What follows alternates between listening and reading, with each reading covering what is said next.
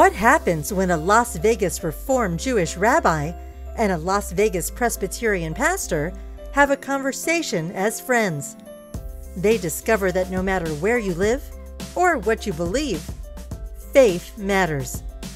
In this episode of Faith Matters, Rabbi Sanford Akselrad from Congregation near Tamid and Reverend Adrian from Green Valley Presbyterian Church talk about the connection between the Passover and Easter holidays.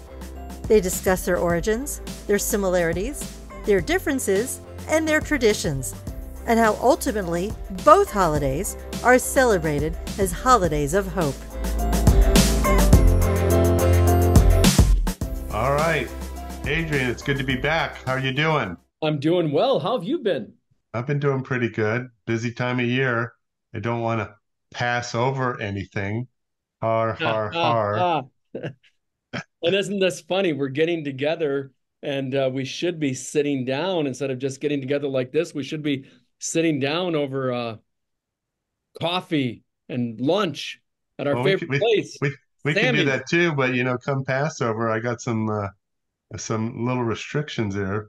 When you got Easter, I don't think you have the same restrictions. As a kid growing up in Michigan who had a lot of friends from the Jewish community, my experience of Passover was listening to them beg me for my lunch so that they could have bread. Well, they're bad Jews, okay? Shame on them. But I remember bringing my, instead of bread, we bring unleavened bread called matzah. And, I would bring it to school and it looks like a cracker and I put my P&J on it. And then it just depends on how observant a person is that they don't eat other foods, because it's very specific for Passover what you can and can't eat.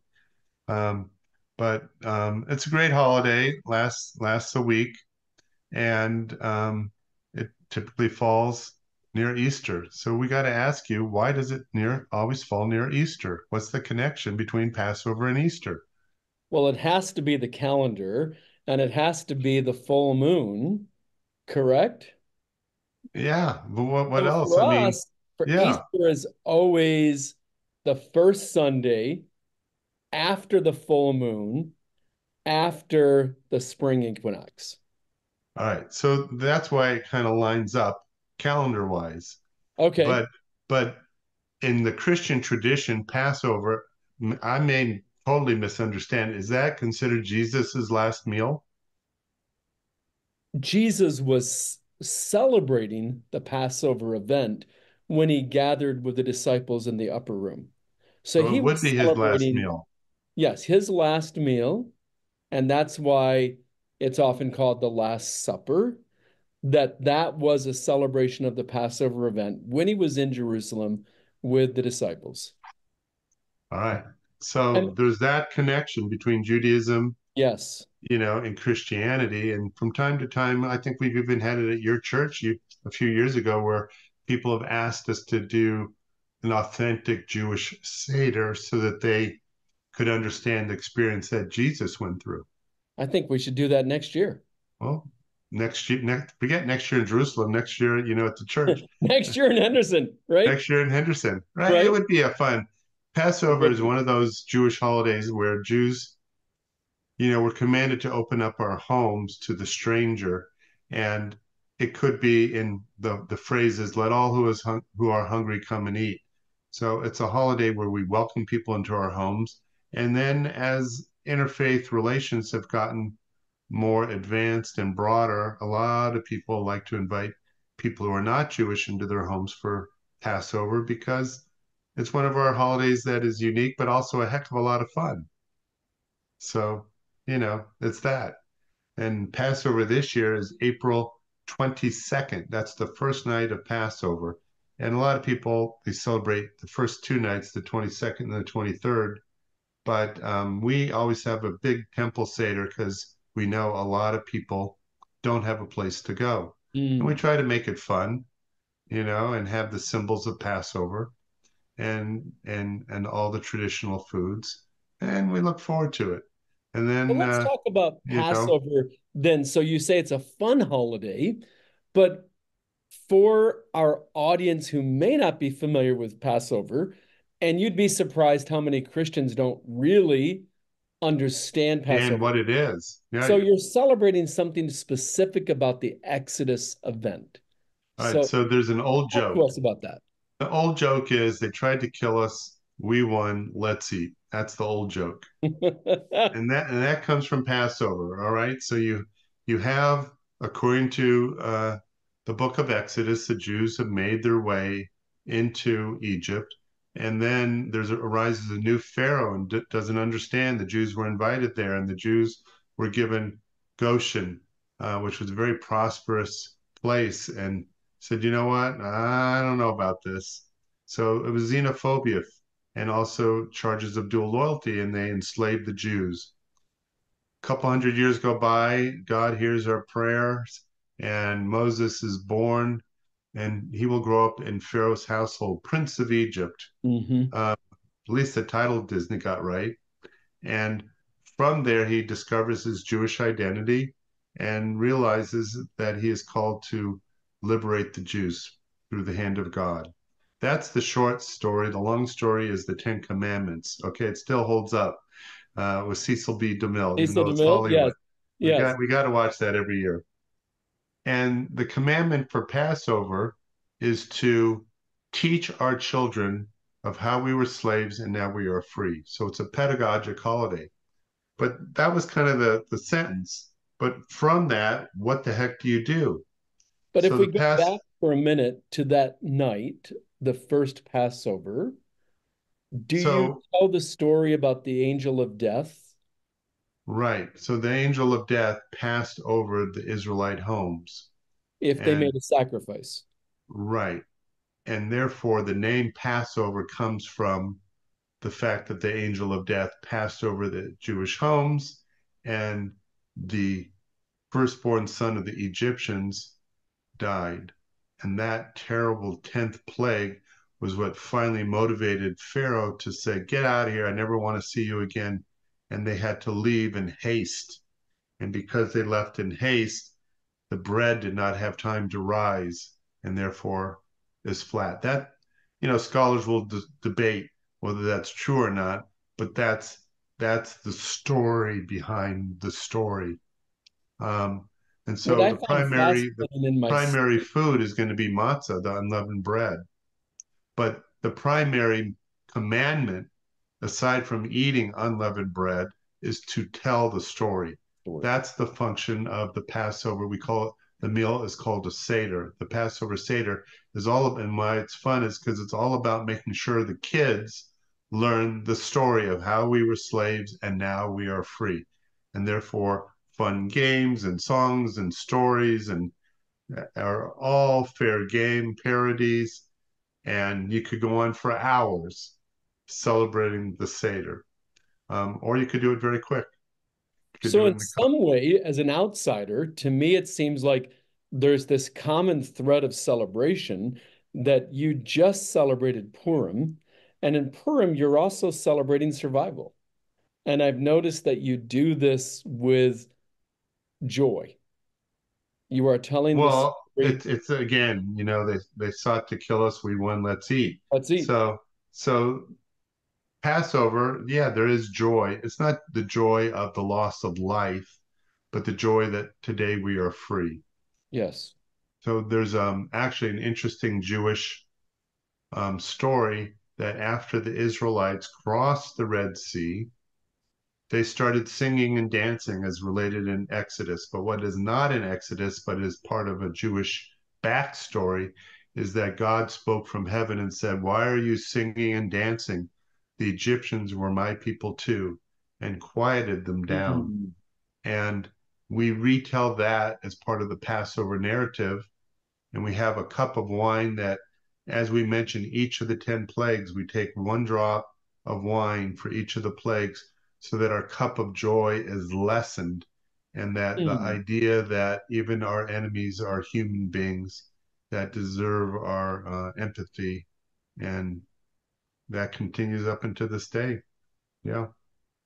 It was fascinating in my research this year how you come to something and you think, well, I should have figured this out before, but it's as if you're reading it in a new way.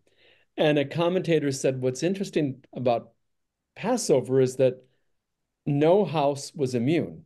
I mean, this was, God said, I will kill the firstborn son, both Jew and Egyptian. Except the Jews escaped because of the blood. Because they put it on the doorpost. Right.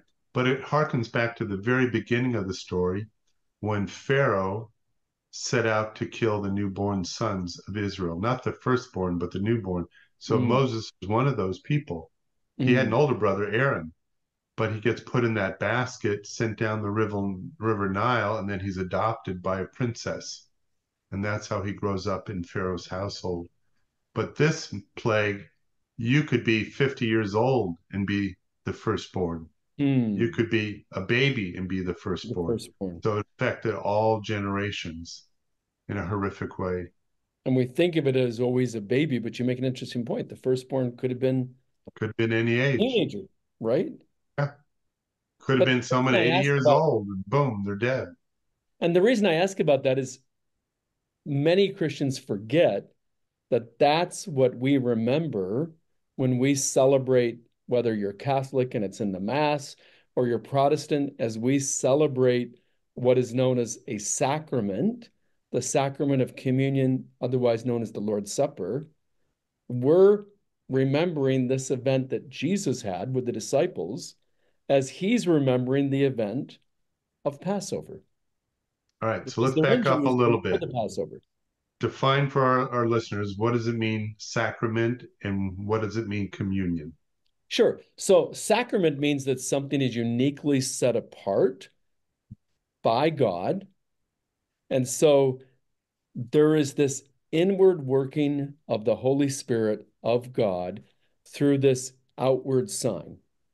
And so in the case of communion, the Lord's Supper, it's bread and wine, the bread and the cup. And so in a unique way, spiritually speaking, we are communing with God. But so that happens every Sunday. That happens every Sunday. In the Roman Catholic tradition, every Sunday. In most Protestant churches, it's once a month. So in our church, it's the first Sunday of the month. And then also on the Thursday before Easter, as we're remembering our story of Jesus' betrayal on the night of the Passover. So the other question I had is, you see a lot of people have an ash on their forehead for Ash Wednesday. Yes. What's that about? So that would take place at the very beginning of this season of preparation. That's Ash Wednesday, and that's 40 days before Easter, not including Sundays, because Sunday for us is sort of it's set apart because it's a day that we celebrate with joy what God has done. But so 40 days before Easter, someone's going to go to church and they'll put a little ash on their forehead. And that comes to us from, how did you express grieving for your sin? Sackcloth and ashes is what we see in the Hebrew scriptures. So the ashes remind us of our own mortality. So I will say to someone who comes to receive ashes, remember that you are dust, and to dust you shall return. And then what do? Do you place the ash on their forehead? Place the ashes on their forehead. And they keep it for the whole day? Typically in the sign of a cross. So we have two services, one at 11 o'clock, one at 7 o'clock. I would assume the people that come to 11 leave the ashes on for the entire day. But what I do, and this is something that I've added personally, is that when I place the ashes on their head, I mean, you can imagine pastorally, this is a significant moment, right? Because you're looking at someone in your congregation and you're thinking, we're all human. We are not immortal. And so I say, remember, in life and in death, you belong to God. So that there is some comfort as they leave church. Yes, we are acknowledging our sin. We are acknowledging that we will die, but we belong to God. So there's a Jewish tradition that says we have two pockets. Hmm. And one pocket is the verse that says, I am but dust and ashes. Yes. And in the other pocket, it says, you were created in the image of God. God. So it's the Okay. balance of the knowledge that we are sacred, that we have that strong connection to God, but we also are mortal. You were So ghost. So guess what? Adrian's taking notes. He's going to You say, my just rabbi taught me. This is going in my Ash Wednesday file. I have my sermon title for next year, Two Pockets. Two pockets. There you go. You'll have to join us and see if I do your story Yeah, justice. do the story. Yeah. Yeah, I love it. It's a good story and it's a good reminder. Yeah. And so for us, Passover is significant, and I wish Christians would remember that. I also think it's, for me, this beautiful way of remembering God's purposes in history, God's acts of redemption in human history. And is there a sense, Sandy, I'll try to figure out how to ask the question, but is there a sense in which the Passover story can relate to all people? Oh yeah, for sure. The book that we use is called a Haggadah.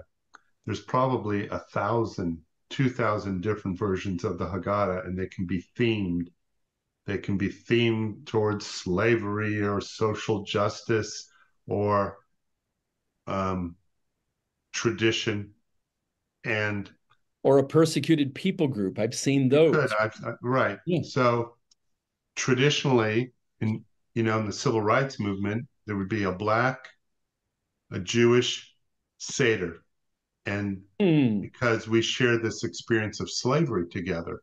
And so we would use the liturgy that we could create. There's no fixed liturgy to talk about the Black experience and about the Jewish experience.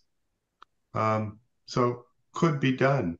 You can partner the theme of Passover with a lot of different religious traditions and uh, ethnic groups because sadly everyone's been persecuted and ultimately Passover is a holiday of hope.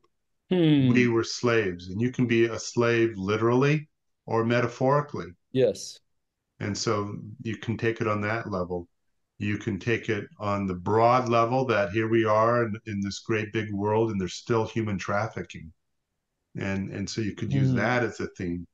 So there's a lot of ability to celebrate Passover between communities, and sometimes when we do that, we don't do it on the actual holiday of Passover. Maybe a week or so before, or sometime during it, because we're all so busy during the actual Passover with what we're supposed to do ourselves in our own homes. How many nights or days is Passover? So some traditions are 7 days, and some are in the diaspora 8 days. And Um, during those 8 days, would you have 8 Passover So dinners? you have two seders, the Okay. first night and the second.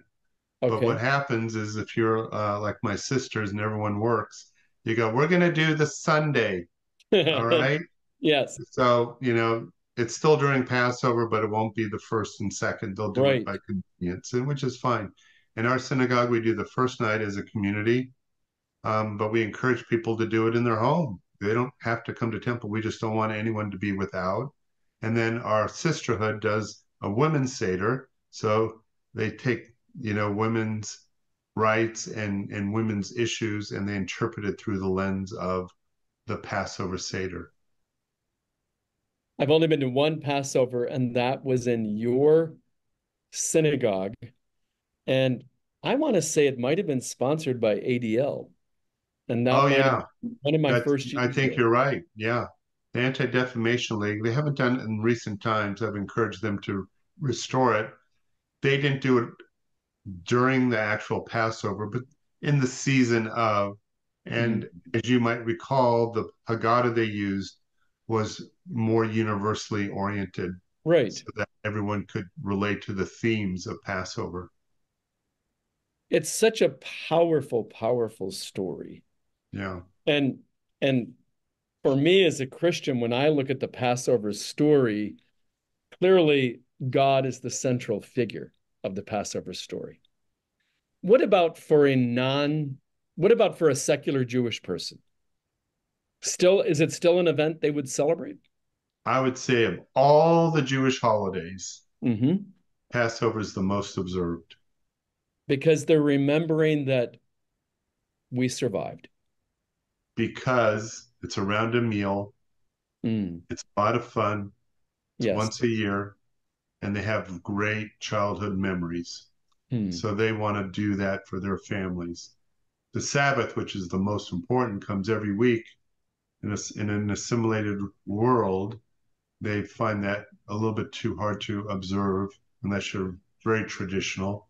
Hanukkah is a lot of fun, but it's not a holiday with a whole lot of meaning as it's observed currently. Again, there was Jewish persecution. We won the battle, but there isn't that big meal and things where people come over and it's very formal yet fun. So I would say I've always argued Passover is the holiday that keeps the Jewish narrative and story alive.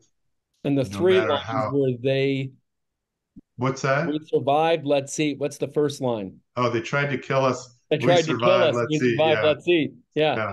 So that'll be the sermon title for Ash Wednesday 2026. No, I don't think so. Hopefully not.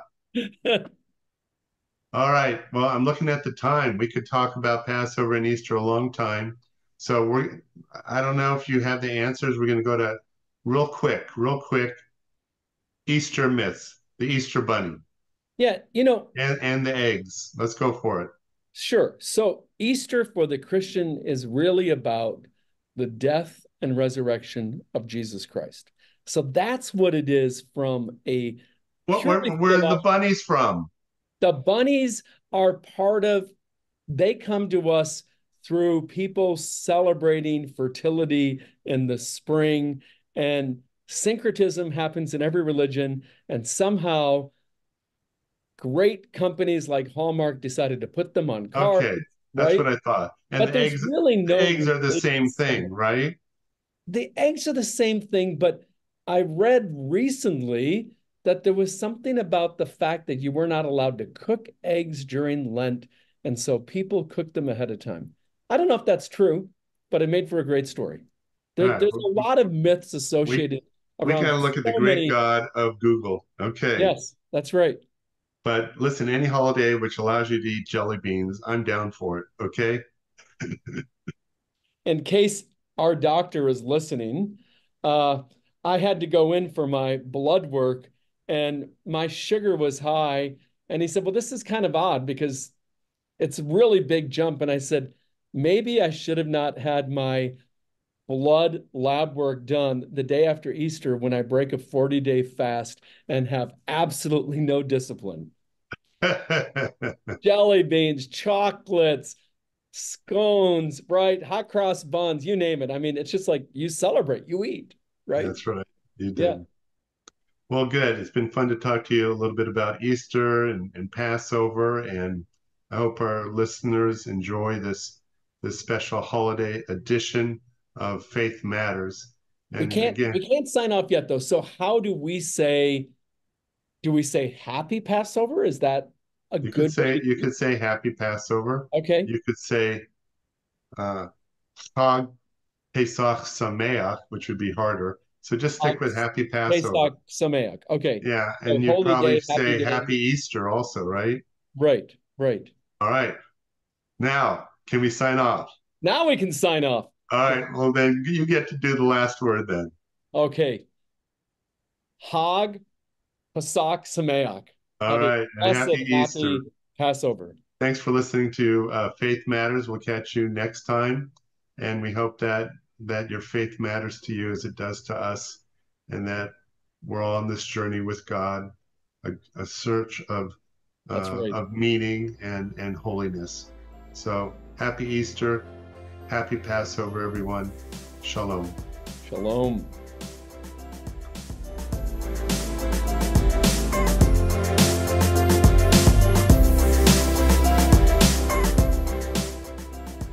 Faith Matters features Rabbi Sanford Akselrad from Congregation Year Tamid and Reverend Adrian from Green Valley Presbyterian Church and is produced by Leslie Snadowsky.